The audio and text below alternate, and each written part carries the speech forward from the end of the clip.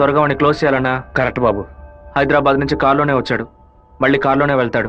వెళ్ళేటప్పుడు కర్నూలు పైనుంచే వెళ్ళాలి. వాడి బ్యాడ్ టైం. అక్కడ ఇద్దరు అపోజిషన్ ఎమ్మెల్యేలే. నంద్యాల బైపాస్ రోడ్లో టేక్ డైవర్షన్ బోర్డు పెట్టి వాడిని రూట్ మళ్లించాలి. బాంబు పెట్టి వాడిని బ్రిడ్జ్తో పాటు లేపేయాలి. ఒకవేళ అక్కడ మిస్ అయితే జడ్చెల్ల చెరువు దగ్గర బైపాస్లో వాడిని లారీతో గుద్ది లేపేద్దాం. ఐడియా బాగుంది బాబు. ఒకవేళ వాడు ఫ్లైట్ లో వెళ్తే? వెళ్లే రూట్ లో బాక్రాపేట నందలూరికి మధ్య ఉన్న సింగు రోడ్డు చెరువు పక్కన ఉన్న మామిడి తోట దగ్గరగా బండి వెళ్తున్నప్పుడు మధ్య రూట్లో తాడి చెట్టు నరికి పడేస్తాం. వాడు భయంతో తోపులోకి పారిపోయే సమయంలో వాడిని నరికేసి అక్కడే పాతేస్తాం. ఒకవేళ వాడు ట్రైన్లో వెళ్తే నేను ఒక్కడనే చాలు. నువ్వు ఒక్కడివేనా? అనంతపూర్లో వాడు ఎక్కినప్పుడు 100 మంది జై కొడతారు. వేమల్లో 10 మంది భోజనం తెస్తారు. కడపలో 4 దండలేస్తారు. తిరుపతి రాగానే వాడి చెంచాగాళ్ళందరూ వెళ్ళి నిద్రపోతారు. వాడు ఒంటరిగానే పడుకుంటాడు. ఆ టైంలో దిండు మొహం మీద పెట్టి వాడిని చప్పుడు చేయకుండా చంపేసి శవంతో పాటు నదిలోకి దూకి నేను అక్కడి నుంచి ఎస్కేప్ అయిపోతాను. మరుసటి రోజు వాడి శవం నదిలో తేలుతుంది. ఏ రూట్లో వెళ్ళినా వాడి చావు ఖాయం. ఇదిగోనయ్యా కాఫీ.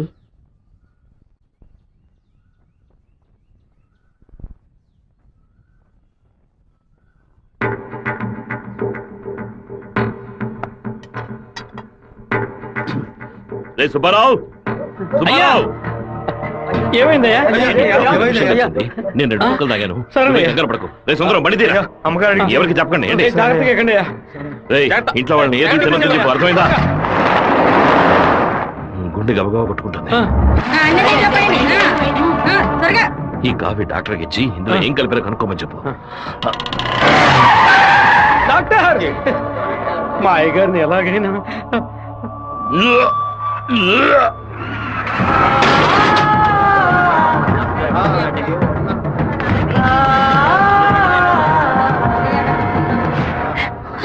అయ్యో శివ, ఏంట్రా ఇదంతా?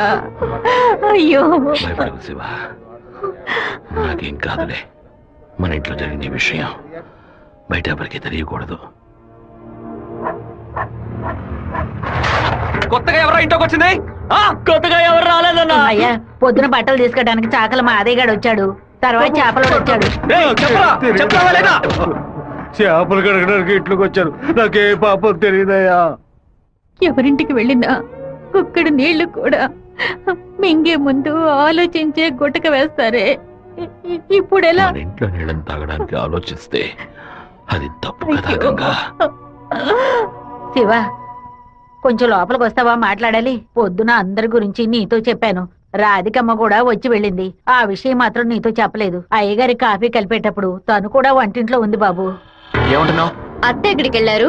అత్తయ్య పెరట్లో పశువులకి కుడితి కలుపుతోంది. అవును, ఎన్నేళ్లుగా మీరు ఇంట్లో పని మంచిగా పనిచేస్తున్నారు? నేను ఇంట్లో పనిచేస్తున్నానన్న విషయం నువ్వు చెప్తేనే తల్లి నాకు గుర్తుకొచ్చింది.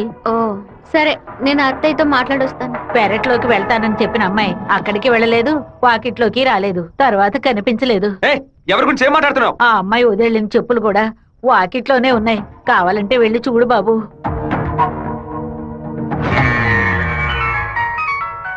బాబు, చిన్న విషయం.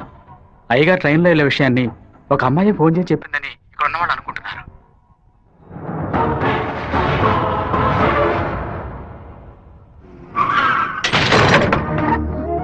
ఏంటిది? వేసుకుని వచ్చిన చెప్పుల్ని మర్చిపోయి వెళ్ళేంత తొందర ఏంటి నీకు? నువ్వు మా ఇంటి వంటింట్లోకి వచ్చింది పాపం ఆ ముసలిదాని మనసుని బాధ పెట్టడానికా, లేక మా నాన్న తాగే కాఫీలో విషయం కలపడానికా? చెప్పవే. నేను చెప్తాను. మీ నాన్నని చంపడానికేరా అది మీ ఇంట్లో అడుగు పెట్టింది. దాన్ని నేనే పంపించాను. ఆవిడ చెప్పేది అబద్ధం. అబద్ధమే కదా? మీ అబ్బకి విషం పెట్టినందుకే నీకింత కోపం వస్తే మీ నాన్న నా కొడుకుని నడి రోడ్డు మీద నరికి చంపాడే.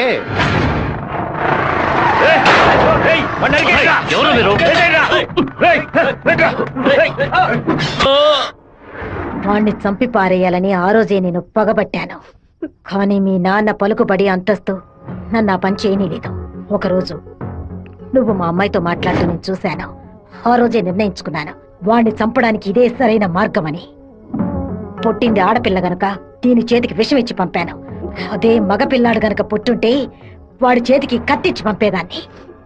వాళ్ళ నాన్నగారి జ్ఞాపకం నా కూతురికి రాకూడదని 10 ఏళ్ళు దాన్ని ఇంటి నుంచి దూరంగా ఉంచాను. మా నాన్న నిజంగా హత్య చేసుంటారో లేదో నాకు తెలియదు. నీ పగ తీర్చుకోవడానికి నువ్వు ఇంకేం చెప్పానో మా ఇంట్లోకి వచ్చి ఉండొచ్చు. నా ప్రేమ తప్ప నీకు ఇంకేం దొరకలేదా? పత్తికుండగానే పాతి పెట్టేశావు కదా.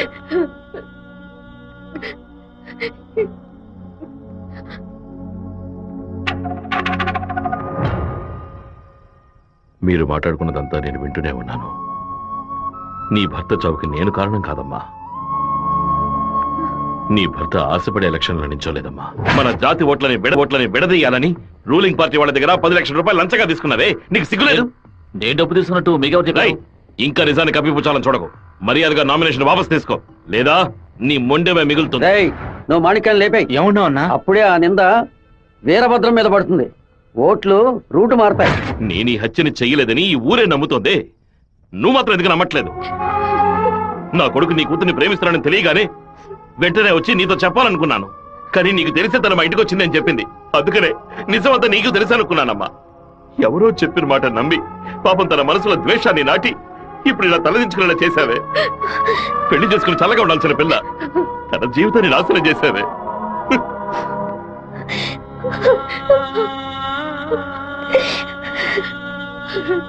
నువ్వు నాకు మాత్రమే ద్రోహం చేయలేదే, మా అమ్మ, నాన్న, చెల్లెలు అందరూ నీ మీద పెంచుకున్న ప్రేమకు ద్రోహం చేశావు. ఒళ్ళమ్ముకొని బతికి ఆడది కూడా ప్రేమించినట్టు నటించమంటే చీయని ఉమ్మేసి వెళ్ళిపోతుంది.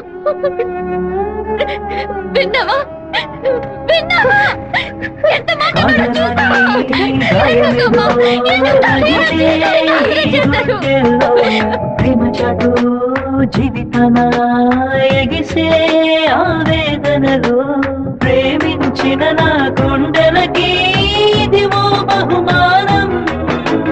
నన్ను కన్న పాపానికి వీరికి దండనరా. టెలిఫోన్ బూత్ లో ఎంక్వైరీ చేసా ఉన్నా. పక్కనే లేడీస్ కాలేజ్ ఉండడం వల్ల ఏమై చేసిందో తెలియదు. ఒక ఆడపిల్ల వల్ల వాడు తప్పించుకున్నాడు. అసెంబ్లీలో అపోజిషన్ వాడు కావాలనే ఈ విషయం అడుగు మరి కలుగుతున్నాడు. ఇంతకు మించి మనం ఓర్పుగా ఉంటే వాడు ఖచ్చితంగా గెలిచేస్తాడు. బెజవారి నుంచి 50 మందిని రప్పించండి. ఎవరు ఎదురు చూడే సమయంలో వాడి ఇంట్లోకి దూరి వీరభద్రాన్ని ఆడి కొడుకని లేపేయమనండి. ఊరోళ్ళు ఎవరైనా అడ్డొస్తే పెద్ద చిన్నాడు చూడకుండా అడ్డగా నడపని చెప్పు. అన్నా, ఇలా ఓపెన్ గా అన్ని చేస్తే మీ మీద అందరూ డౌట్ పడతారన్నా. మన వాళ్ళని పక్క నుండి ఉసిగొల్పమనం. రాత్రి సరిగా 10:30కి ఈబీ వాళ్ళతో చెప్పి పులివెందుల్లో కరెంట్ కట్ చేయమనం. ఆ టైంలో ఎవరు ఫోన్ చేసినా చుట్టుపక్కల ఏ పోలీస్ స్టేషన్ లో ఫోన్ తీయకూడదు. ఆ కొత్త డ్రైవర్కి చెమట్లు పట్టాయంట్రా. వీరభద్రం మీద ప్రేమతోనా? వాడు ఏ ఊరోడో ఎవడు ఇక్కడ పంపించాడో పంపిన వారికి వీరభద్రుడికి సంబంధం ఏంటో ఎంక్వైరీ చేయి.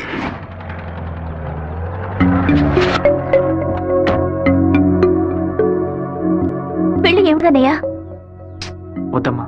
ఎప్పుడు నాన్న గురించి మాట్లాడుతుంటావుగా, నాన్న ఇలాగే ప్రవర్తిస్తారా? శత్రువైనా మర్యాద ఇచ్చి మాట్లాడతారు కదా, వెళ్ళనయ్యా. నేను నిన్ను క్షమాపణ అడగడానికి రాలేదు. ఎందుకంటే నేను చేసిన తప్పుకి క్షమాపణ లేదు. మేము ఊరు వదిలి వెళ్ళిపోతున్నాం. నేను మీ నాన్నకి విషం పెట్టింది ఎంత నిజమో, నేను ప్రేమించింది కూడా అంతే నిజం. దయచేసి నా ప్రేమని మాత్రం అనుమానించొద్దు.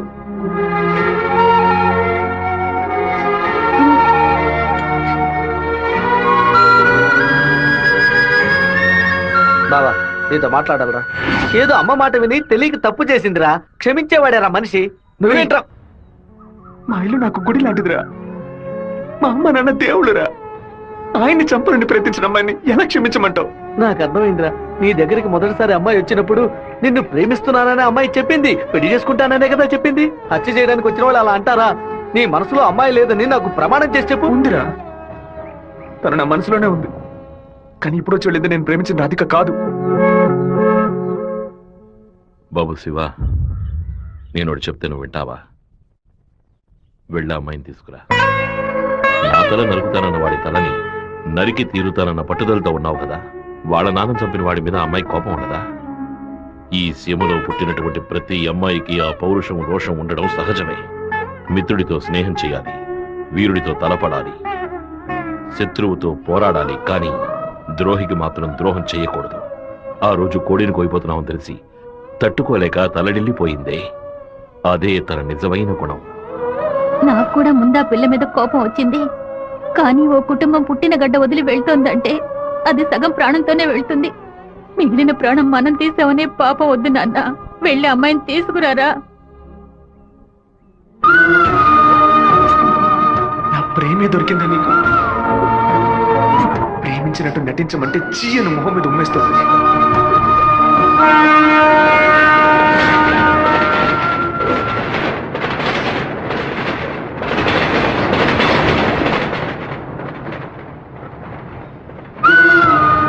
రా ఇంటికి వెళ్దాం. నాన్న తీసుకురమ్మన్నారు. రా ఇంటికి వెళ్దాం. నేను రాను. ఏంటి ఎప్పుడు చూసినా తప్పు నిర్ణయాలు తీసుకున్నా. ఇందుకే నేను ఇలా చంపుతున్నావు. నువ్వు లేకుండా నేను బతకలేనే.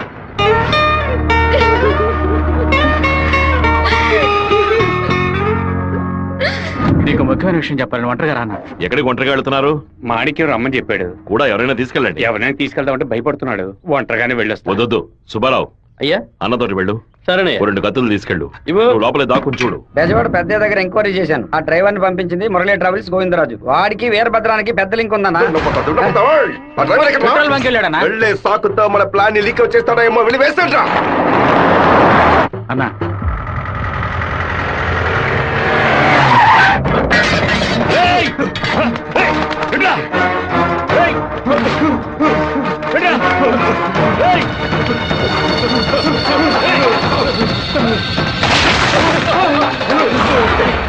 జీతం తీసుకునేది మాయి గారి దగ్గర, పనిచేసేది వీరభద్రానిక.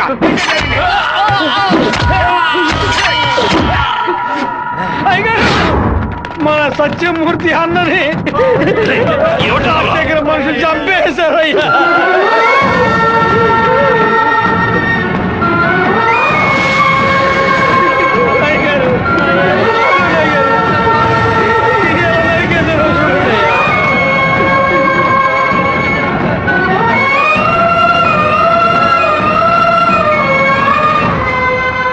నేను దిగి ఇద్దరిని నరికేసి ఉండేవాడినయ్యా. కానీ ఒకవేళ నాకు ఏదైనా జరిగితే ఆ కబురు మీకు అందకుండా పోతుందని నోరు మూసుకుని ఉండిపోయినయ్యా. కరెంటు కట్ చేస్తారట. ఫోన్ చేస్తే పోలీసులు రారట. పదవిలో ఉన్నామన్న పొగరు. సరే, అందరూ ఇళ్లకు వెళ్ళండి. మీ పెళ్ళాం పిల్లల్ని జాగ్రత్తగా చూసుకుని ఇంట్లోనే ఉండండి. మమ్మల్ని అందరినీ ఇంటికి వెళ్ళి జాగ్రత్తగా ఉండమని చెప్పి మీరు ఒక్కరే వాడితో పోరాడతారా? మిమ్మల్ని ఇక్కడ ఒంటరిగా వదిలేసి మేము మా పిల్లలను వాటేసుకుని పడుకుంటాం అనుకున్నారా? ఇన్నేళ్ళు మా అందరి కోసం మీరు ఎంత కష్టపడారో తెలుసాయి గారు.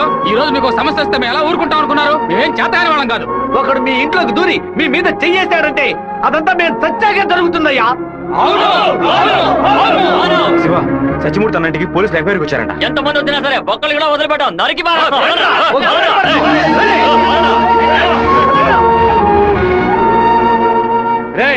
ఎవరు వచ్చేస్తారే కత్తికో కండగా నరికేస్తాం. మీ వీధిలోకే కాదయ్యా, ఈ వీధిలోకి ఎవరు వచ్చేస్తారే నరికి పోగులు పెట్టేస్తాం. అన్న, బెజవాడ నుంచి వచ్చిన వాళ్ళు రాత్రి 10:30కి సరిగ్గా మన ఊరు పొలిమేరకు రాగానే మనకు ఫోన్ చేస్తారు. మనం సిగ్నల్ ఇస్తే చాలన్నా. ఆ వీరభద్రుడు చేస్తే పులివెందుల వాళ్ళు మళ్ళీ వెతుకుంటూ వస్తారు. నేను గవర్నమెంట్ గెస్ట్ హౌస్ లో ఉంటాను. సరే. మీరు ఆ సత్రంలో ఉండి పని పూర్తయిన తర్వాత రండి. కలిసి హైదరాబాద్ వస్తాం. సరే. ఓకేనా? సరే, మీరందరూ బయలుదేరండి. సరే అయ్యా. నాన్న, మన ఊరోళ్ళంతా మన మీద ఉన్న ప్రేమతో పిచ్చి పట్టినట్టు ప్రవర్తిస్తున్నారు. ఎవరు వచ్చినా సరే నరికి పారేస్తారు. కానీ జరగబోయే గొడవలో మన వాళ్ళకి నష్టం జరుగుతుందిగా. డబ్బు కోసం వచ్చే వాళ్ళ ప్రాణాలు పోతే వాళ్ళ భార్యలు కూడా ఏడవరు. కానీ మాదయ్య భార్యకి శివప్రసాద్ కుటుంబానికి ఎవరు సమాధానం చెప్తారు నాన్న? ఏం చేయమంటావయ్యా? చట్టము అధికారము వాడి చేతుల్లో ఉంది. తిప్పి కొట్టడం తప్ప మనకు వేరే దారి లేదు. ఒక దారుంది నాన్న. వచ్చే 50 మందిని ఆపడానికి ముగ్గురిని లేపితే చాలు. అర్థం కాలేదు. ఆ రాజశేఖరం వాడి 2 చెంచాలు వాళ్ళని లేపేస్తే చాలు. ఏ గొడవ ఉండదు. మేము నలుగురం చాలు నాన్న. పెళ్లి పెట్టాకు లేని వాళ్ళు. మేము చచ్చినా ఎవరు బాధపడరు. కానీ ఖచ్చితంగా చచ్చేలోగా ఆ ముగ్గురిని లేపేస్తాం. వద్దు బాబు, అందుకు నేను ఒప్పుకోను. భయపడకండి అన్న, నాకేం కాదు. 1 గంట ముందు నా ఫ్రెండ్ ఒకడు తిరుపతి మాయాలాజులో నా పేరు మీద రూమ్ తీసుకున్నాడు. కరెక్ట్గా 10 గంటకి రాజశేఖరాన్ని లేపేస్తే నేను రేణుగుంట ఎయిర్పోర్ట్కి వెళ్ళిపోతాను. వాడు అదే సమయానికి రూమ్ ఖాళీ చేసి ఎయిర్పోర్ట్కి వచ్చేస్తాడు. అక్కడి నుంచి హైదరాబాద్ వెళ్ళి నేను మలేషియా వెళ్ళిపోతాను. 6 నెలలు సంవత్సరం ఆగే నేను తిరిగి వచ్చేస్తాను నాన్న. పోలీస్ రికార్డ్స్లో నా పేరుండే ఛాన్సే లేదు. నేను బాగుండాలని మీరు నాకు పాస్పోర్ట్ ఇప్పించారు. అప్పుడు అది ఉపయోగపడలేదు. ఇప్పుడు అదే మరి అన్ని సమస్యల నుంచి బయటపడేస్తుంది. అయ్యో, ఎందుకమ్మా ఎందుకు ఏడుస్తున్నావు? 25 ఏళ్ళగా నాన్న కత్తి పట్టుకున్నప్పుడు ఎప్పుడైనా నువ్వు ఏడ్చావా? ఇప్పుడు ఎందుకు ఏడుస్తున్నావు? కొడుకు మీద ప్రేమ. నీ కొడుకు బాగుండాలని దేవుడికి దండం పెట్టుకో. అంతేగాని ఇలా ఏడ్చి నన్ను పిరికివాడిని చేయకు. భగవంతుడా ఏడవకమ్మా, ఏడిస్తే నేను తట్టుకోలేదు. నాయనా, నీకేమైనా అయితే మాకు బాధ ఉండదనుకున్నావా? మేమందరం బండరాళ్ళం అనుకున్నావంట్రా. నిన్ను నమ్ముకొని వచ్చిందే ఒక పిల్ల, దానికి నేనే సమాధానం చెప్తాన్రా. చెప్పరా?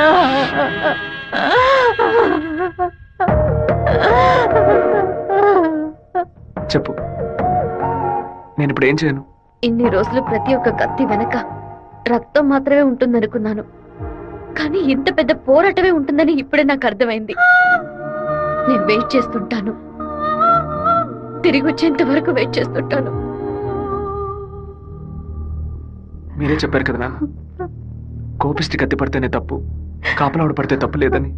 నేను కోపంతో వెళ్ళట్లేదు నాన్న, మనల్ని కాపాడుకోవడానికి వెళ్తున్నాను.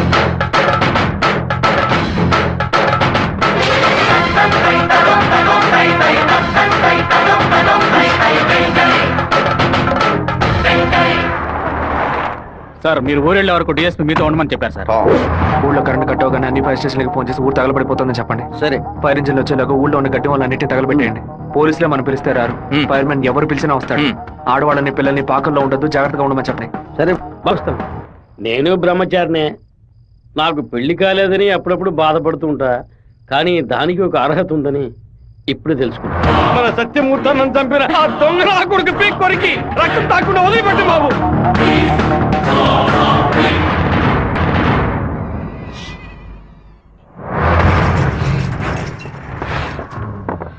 శివ, ఇంట్లో ఎవరు లేరు, అందరూ కళ్యాణ మండపంలో ఉన్నారు. మనం చాలా జాగ్రత్తగా ఉండాలి. ముందు ప్లాన్ చేసి వాళ్ళని 2 గ్రూపులుగా విడదీసి ఊరు బయటికి తీసుకెళ్ళాలి. చిన్నాయనా, టైం 10:30 కావస్తుంది, ఇంతవరకు ఏ కబురు లేదు.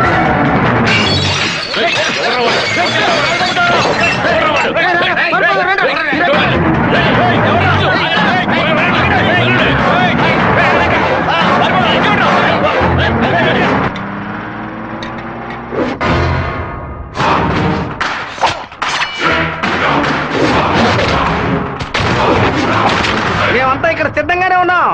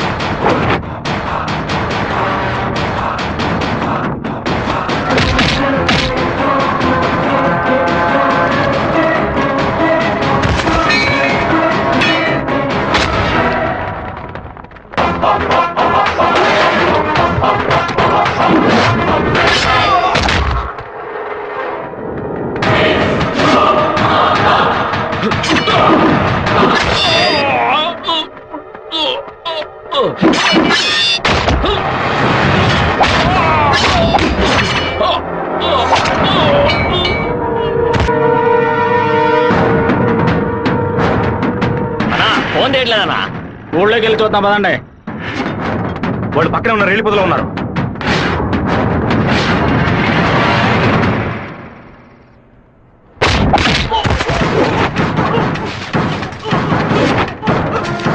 చిన్నాయనా, కాగడాలు వెలిగించండి.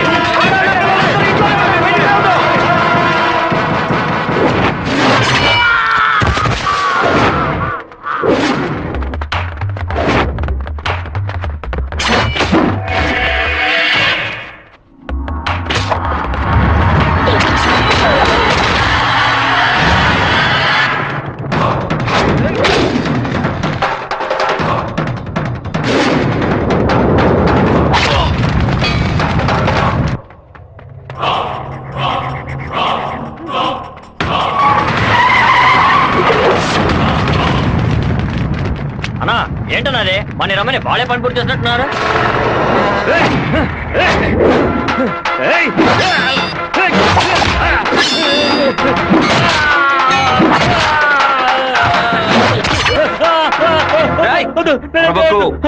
నేను నిన్ను పూర్తిగా నరకలేదు, పైపైన నరికాను.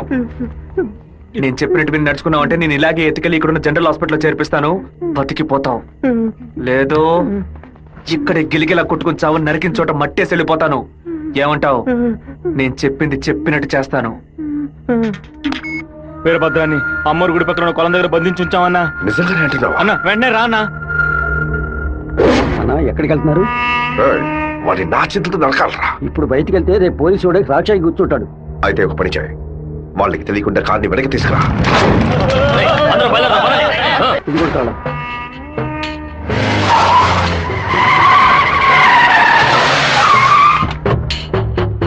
వెంకటేశ్వరరావు, వెంకటేశ్వరరావు,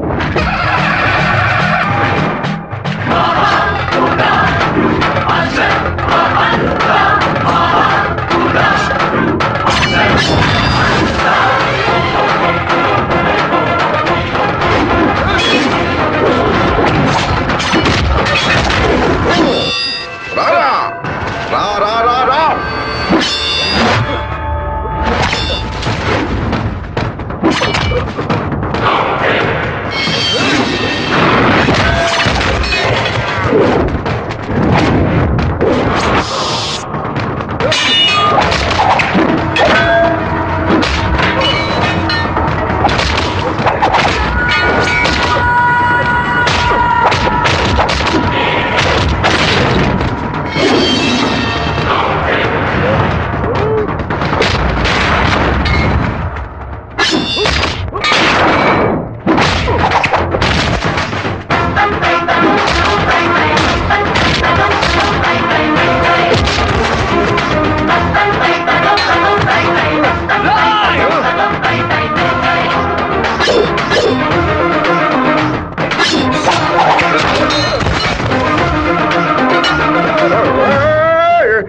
మా నాన్న తల నరికేస్తావా?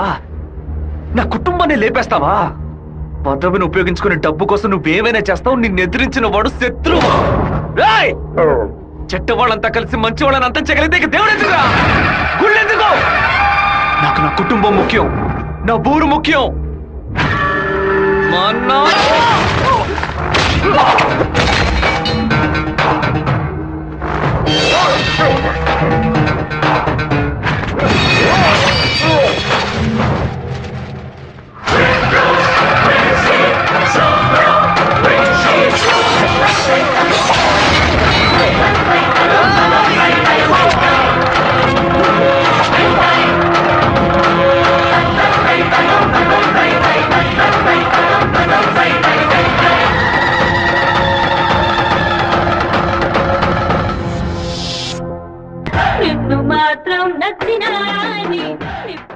இன்னும் கொஞ்ச நாள் தான் வந்துடுறேன்.